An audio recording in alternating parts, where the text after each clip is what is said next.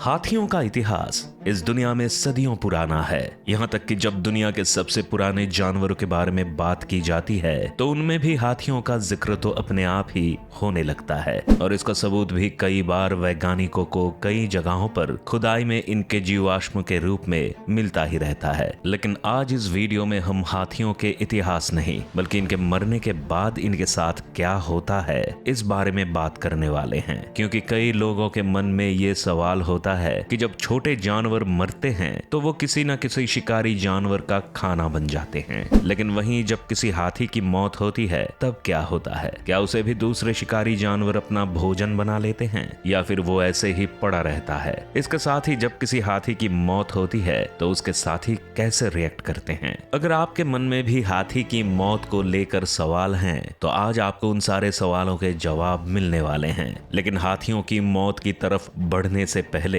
आपको इस भारी भरकम और विशाल जानवर से थोड़ा रूबरू करवा देते हैं। वैसे दोस्तों, देखा जाए तो हम सभी हाथियों को काफी अच्छे से जानते हैं। ये अक्सर ही हमें सड़कों पर किसी महावत के इशारों पर चलते हुए या फिर किसी चिड़ियाघर के पिंजरे में कलाकारी दिखाते हुए नजर आ ही जाते हैं। इसके अलावा हिंदू धर्म के लोग तो इन्हें गणपति बप्पा के नाम से भी जानते हैं। यूं तो अक्सर ही हमें नजर आने वाले ये हाथी स्वभाव से काफी सरल होते हैं और हमारे साथ दोस्ती भरा व्यवहार करते हैं, लेकिन अगर असलियत में देखा जाए तो हाथी एक जंगली जानवर है जो आज भी जंगलों में निवास करना पसंद करते हैं। वहीं ये इतने गुस्सैल किस्म के होते हैं कि जंगल के खतरनाक जानवर भी इनके सामने आने से खौफ खाते हैं, क्योंकि उन्हें भी इस बात का एहसास है कि अगर उनका मुकाबला किसी हाथी से हो गया तो उनका अंत होना तो तय है। वैसे इन हाथियों से डरना लाजमी भी है, क्योंकि ये धरती पर पाए जाने वाले सबसे बड़े जानवरों में से एक हैं और साथ ही खतरनाक भी। आपको बता दें कि इन हाथियों का साइंटिफिक नाम एलिफेंटिडी और इस दुनिया में फिलहाल इन हाथियों की 3 प्रजातियां पाई जाती हैं, जिन्हें African forest elephant, African Bush elephant और एशियन एलिफेंट के नाम से जाना जाता है। हालांकि एशियन एलिफेंट को कई सब स्पीसीज जैसे बोर्नियो, इंडियन, श्रीलंकन और सुमात्रान एलिफेंट में डिवाइड किया गया है। इसके अलावा ये भी हो सकता है कि आपने मैमथ जैसी भी प्रजाति का नाम सुना हो, लेकिन समय के साथ सब विलुप्त होती चली गई। वैसे एक बात यह भी सच है कि आज के समय में जंगलों की कटाई से लेकर आवास की कमी और अवैध शिकार के चलते मौजूद हाथियों पर भी संकट के बादल मंडरा रहे हैं। दरअसल कई शिकारी हाथी दांत के लालच में आकर इन हाथियों का शिकार कर लेते हैं, जिसके चलते इनकी संख्या में तेजी से गिरावट भी देखी गई है। यहाँ तक कि कहा तो ये भी जा रहा है कि यदि इनकी संख्या ऐसे ही कम होती चली गई तो हाथी विलुप्ति की कगार पर भी पहुंच सकते हैं। खैर, आगे बढ़ते हुए अब आपको इन हाथियों की सभी प्रजातियों से मिलवा देते हैं। सबसे पहले अफ्रीकन फॉरेस्ट एलिफेंट के बारे में बात करें तो ये हाथी साउदर्न और सेंट्रल अफ्रीका के जंगलों के निवासी होते हैं। इनकी ऊंचाई लगभग 9 से 10 फीट, तो वहीं इनके भारी भरकम शरीर का वजन तकरीबन 900 से लेकर 3000 किलोग्राम तक देखने को मिलता है। इन हाथियों की पहचान इनके गोल कान और काफी हद तक सीधे दांत होते हैं। जबकि यही आप अफ्रीकन बुश एलिफेंट पर नजर डालेंगे तो ये हाथी वेस्टर्न से लेकर सेंट्रल, ईस्टर्न और सदर्न अफ्रीका में पाए जाते हैं। इन हाथियों की ऊंचाई लगभग 10 से 12 फीट, जबकि इनके शरीर का वजन तकरीबन 3600 से लेकर 5400 किलोग्राम तक देखने को मिलता है। इन हाथियों का जीवन काल 60 से 70 साल तक होता है। वहीं अगर हम एशियन एलिफेंट के बारे में बात करें तो इनमें बोर्नियो एलिफेंट्स सबसे छोटे हाथी माने जाते हैं। ये 7 से लेकर 10 फीट तक ऊंचे और 3000 से लेकर 5000 किलोग्राम तक वजनी होते हैं, जबकि यही इंडियन एलिफेंट की ऊंचाई करीब 6.5 से लेकर 11.5 फीट तक, तो वजन 3000 से लेकर 5000 किलोग्राम के आसपास रहता है। इसके अलावा श्रीलंकन एलिफेंट लगभग 11.5 फीट की ऊंचाई तक पहुंचने में सक्षम होते हैं,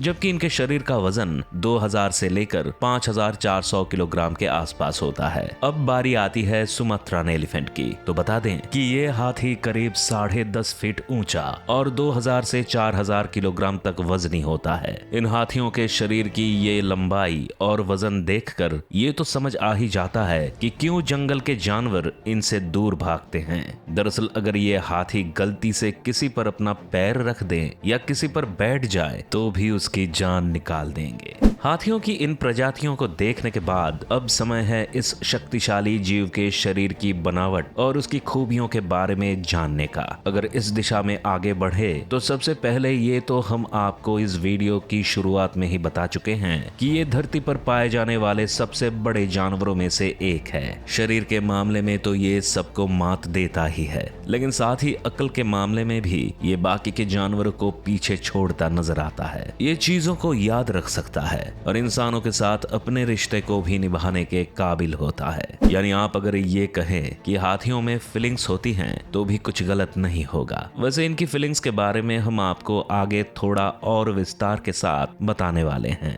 लेकिन इससे पहले इनके शरीर को जान लीजिए। सबसे पहले तो जंगल में पाए जाने वाले हाथियों के बारे में हम सभी जानते हैं कि ये करीब 10 फीट ऊंचे तो वहीं हजारों किलोग्राम वजनी होते हैं। इसके अलावा इनके शरीर का रंग ग्रे से ब्राउन होता है। इनके पैर काफी मोटे और भारी होते हैं, लेकिन वहीं आप इनकी पूंछ पर गौर करें तो ये पतली और लंबी है। ये सब बातें तो एक हाथी में कॉमन हैं, लेकिन जो चीज इन्हें और भी खास बनाती है वो है इनके दांत, क्योंकि इनके पास 2 तरह के दांत होते हैं और इन दांतों को देखते हुए भी एक कहावत भी बनी है कि हाथी के दांत खाने के और दिखाने के और। दरअसल हम लोग आमतौर पर हाथी के उन 2 दांतों को ही देख पाते हैं जो उनकी सूंड के दोनों तरफ होते हैं। ये दांत हाथी के खाने के काम नहीं आते, इसलिए ये दिखाने के दांत कहते हैं। वैसे भले ही ये दांत हाथी के खाने के काम नहीं आते, लेकिन जब किसी शिकारी को सबक सिखाना हो तो ये काफी मदद करते हैं। इसके अलावा खुद का बचाव करने, खुदाई करने या फिर भारी सामान को उठाने में भी इन दोनों का काफी योगदान होता है। लेकिन एक तरफ जहां ये दांत हाथी के लिए इतने जरूरी हैं, तो वहीं इंटरनेशनल मार्केट में इसकी कीमत भी बहुत अधिक है, जिस कारण इन्हें कई बार शिकारी से अपने दांत बचाने के चक्कर में जान से भी हाथ धोना पड़ता है। खैर आपको बता दें कि हाथी के मुंह में 26 दांत पाए जाते हैं और इन दांतों की मदद से ये चीजों को चबाते हैं। इसके अलावा चीजों को उठाने से उन्हें मुंह में पहुंचाने का काम होता है इनकी लंबी और मजबूत सूंड का। ये इतनी मजबूत होती है कि लकड़ी के बड़े बड़े लट्टों को भी उठा लेती है। यही नहीं, इनकी ये सूंड एक बार में करीब 14 लीटर पानी तक खींचने में सक्षम होती है। आपको बता दें कि हाथी एक शाकाहारी जानवर है जो पेड़ों की पत्तियों से लेकर फल, गन्ना, छोटी टहनियां आदि खाकर अपना पेट भरता है। लेकिन इतने बड़े पेट को भरना भी कोई आसान बात नहीं है, क्योंकि एक हाथी को अपना पेट भरने के लिए करीब 200 से 300 किलोग्राम खाना खाना पड़ता है और इस काम में इनके दिन का अधिकतर समय तक निकल जाता है। तो वहीं इन्हें एक दिन में करीब 45 से 50 लीटर पानी पीने की जरूरत होती है। दोस्तों हमने इस वीडियो में कुछ देर पहले ही आपसे हाथियों में फीलिंग्स होने की बात की थी। इसके अलावा एक सवाल, इनकी मौत के बाद क्या होता है, वो भी अभी बाकी है। तो आपको बता दें कि हाथी बहुत ही स्मार्ट और सेंसिबल जानवर होता है। ये किसी अपने के चले जाने के दर्द को भी समझता है और उसकी मौत पर रोता भी है। अब ये कैसे होता है, चलिए आपको बताते हैं। सबसे पहले तो जब किसी हाथी की मौत हो जाती है तो जंगल के बाकी हाथी उसके शव के पास पहुंच जाते हैं। इसके बाद वे अपने साथी के आसपास विलाप करते हैं और चक्कर मारना शुरू कर देते हैं। दरअसल ऐसा करके वे अपने साथी के चले जाने का दुख जाहिर करते हैं, क्योंकि हाथियों में अक्सर ही ये देखा जाता है कि इनमें एक दूसरे के साथ बॉन्ड काफी मजबूत होता है। इनमें प्यार और सुरक्षा का भाव कूट कूट कर भरा होता है। हालांकि इस दौरान अलग अलग हाथियों का रवैया भी अलग दिखाई देता है। कुछ शव के आसपास चक्कर लगाते हैं तो वहीं कुछ हाथी उसे लात से उठाने की कोशिश भी करते हैं। इसके अलावा ज्यादातर हाथी ऐसे भी होते हैं जो मरे हुए हाथी के कान और चेहरे को छूते हैं और उसे सूंघते हैं। इसके अलावा हाथियों के ग्रुप के जो युवा हाथी होते हैं वे अपने पैरों से शव को हिलाते हुए नजर आते हैं ताकि वो हाथी फिर से उठ खड़ा हो। कई बार तो अपना दुख जाहिर करने के लिए जोर जोर से चिंघाड़ते हैं और शोर मचाते हैं। और अगर इस बीच कोई दूसरा जानवर इनके करीब आ जाए तो समझ लो उसकी शामत आना तो तय है। ये हाथी अपने साथी के मरने पर उस दुख को बांटने के लिए एक दूसरे को सूंड से थामकर ढांढस बंधाते भी नजर आते हैं, जो इनके संवेदनशील होने का उदाहरण जन्म भी देता है। दोस्तों, इस बीच जहां सारे हाथी साथ होकर अपना दुख बांटते हैं, तो वहीं अगर किसी छोटे हाथी की मौत हो जाए तो उसकी माँ यानी हथिनी